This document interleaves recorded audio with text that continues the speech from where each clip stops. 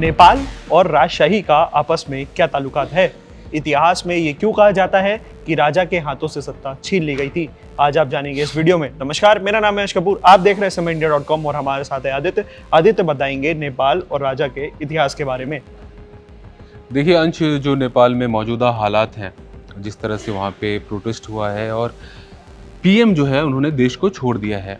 अब इसको लेके कई अलग अलग नैरेटिव्स आ रहे हैं कि कई लोगों ने राजा को लेकर कहा है कि राजा हो सकता है कि वापस राजमहल में जाए और वहाँ से नेपाल को चलाएं।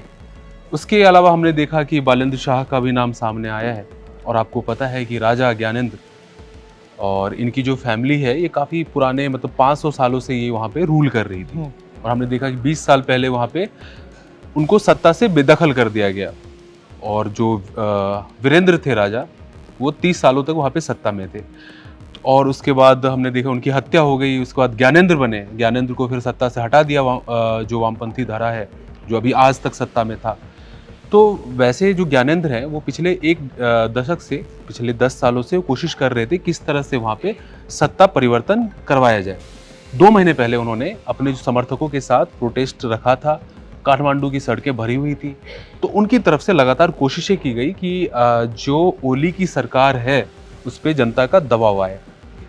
अभी आपको मैं बता दूं, एक राष्ट्रीय पार्टी है जिसका नाम है राष्ट्रीय प्रजातांत्रिक पार्टी, आरपीपी बोलते हैं। उस पार्टी का एक ही मोटो है कि राजा को फिर से वहां की सत्ता में स्थापित किया जाए और ज्ञानेंद्र को वो खुल के सपोर्ट करते हैं। और साथ में जो वहाँ का एक है कि सांस्कृतिक तौर पर उनका कहना है कि नेपाल की जो संस्कृति थी वो कहीं ना कहीं ख़त्म हो गई है, तो उसको फिर से एस्टैब्लिश करने की बात करते हैं।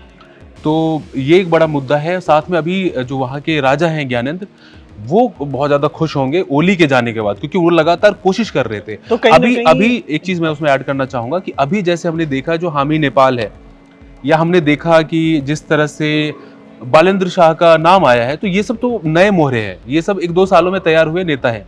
लेकिन राजा जो है वो लगातार 1 डेकेड से जूझ रहा है, वो सत्ता परिवर्तन की कोशिश कर रहा है। तो बिल्कुल ये उस राजा ज्ञानेंद्र के लिए बहुत ही अहम दिन है, बड़ा दिन है। अगर हम बात करें तो कहीं ना कहीं जो तख्ता पलट हम लोगों को देखने को मिल रहा है नेपाल में, और जिस हिसाब से प्रदर्शन उग्र होता जा रहा है, इसमें राजा का हाथ हो सकता है।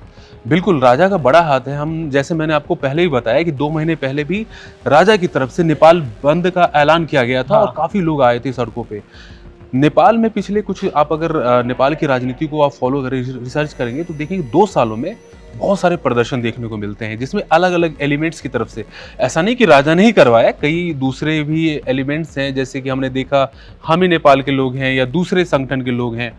खुद माओवादी का जो या वहाँ वामपंथी का जो धड़ा है वो भी आपस में बटा हुआ है। जैसे हमें पता चला है कि जो प्रचंड है या फिर जो ओली है, उनके बीच में क्लैशेस रहे हैं आइडियोलॉजिकली। तो अभी इस समय जो है राजा कहीं ना कहीं, क्योंकि राजा ये नहीं चाह रहे थे कि ओली हट जाए सत्ता से फिर प्रचंड आ जाए। राजा चाह रहे थे कि भाई ये जो वामपंथी राजनीति है, वामपंथी की राजनीति है नेपाल में, वही खत्म हो, क्योंकि उन्हीं लोगों ने राजा को वहाँ से हटाया था।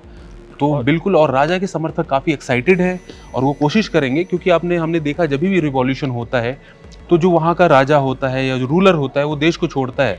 ईरान में हमने 79 में क्या देखा कि वहाँ के राजा जब गए थे तो फिर कुछ दिनों तक क्योटिक माहौल रहा, फिर खामनेई को बुलाया गया था।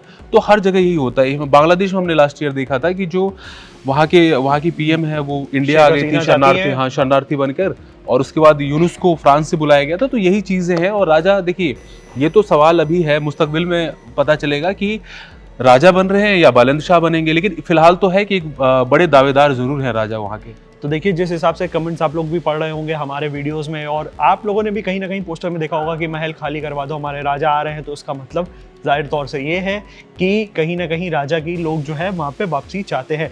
हम भी इस मुद्दे पे लगातार कवरेज कर रहे हैं और अपना जो है नज़रिया बनाए रखे हुए हैं। आप भी हमें बता सकते हैं कमेंट सेक्शन में कि आपको और किस टॉपिक पे वीडियो चाहिए। तमाम ऐसी वीडियोस के बने रहे हमारे साथ, देखते रहिए India dot com. Thank you for watching.